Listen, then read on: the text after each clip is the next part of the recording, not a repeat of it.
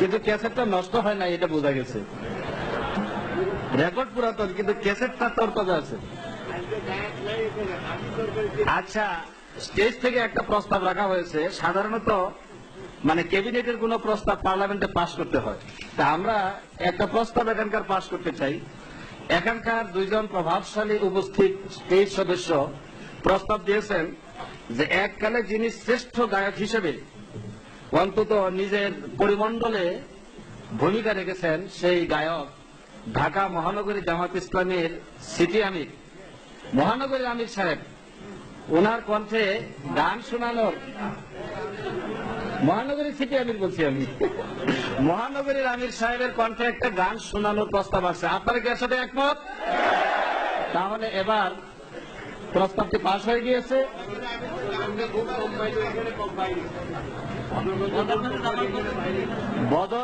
বদরগঞ্জে vote কম পেয়েছিলেন, কিন্তু এখানে 100% পেয়েছেন। সুতরাং তিনি আমাদের এই জায়গার জন্য গান গাওয়ার জন্য পাশ হয়ে গেছে ওনার প্রস্তাব।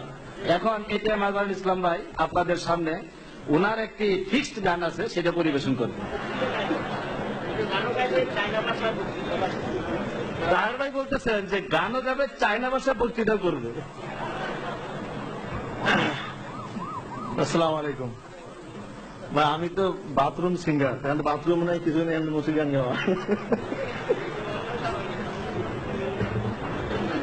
তা আমি আপনাদেরকে একটা সুসংবাদ দিচ্ছি, আমি যার পাশে বসেছিলাম আব্দুল কাদের মোল্লা ভাই, উনি খুবই গলা শান দিচ্ছে এবং চেষ্টা করবে একটা সুন্দর গান শোনানোর জন্য।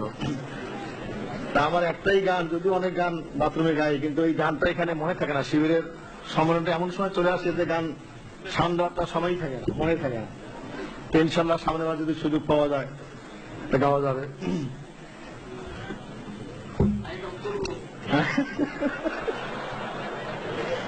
লাইট অফ লাগবে না, গলা অফ করলে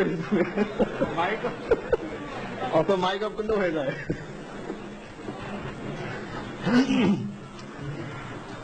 শোনো গোড়া কমিউনিস্ট, শুনলে পাবে মনে কষ্ট, বাংলাদেশে সোশ্যালিজম কায়েম হবে না।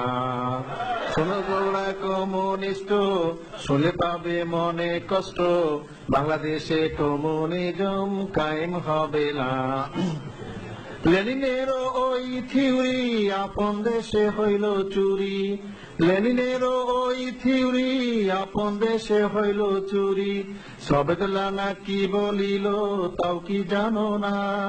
শোনো বড় কমিউনিস্ট, শুনলে পাবে মনে কষ্ট, বাংলাদেশে সোশ্যালিজম কায়েম হবে না।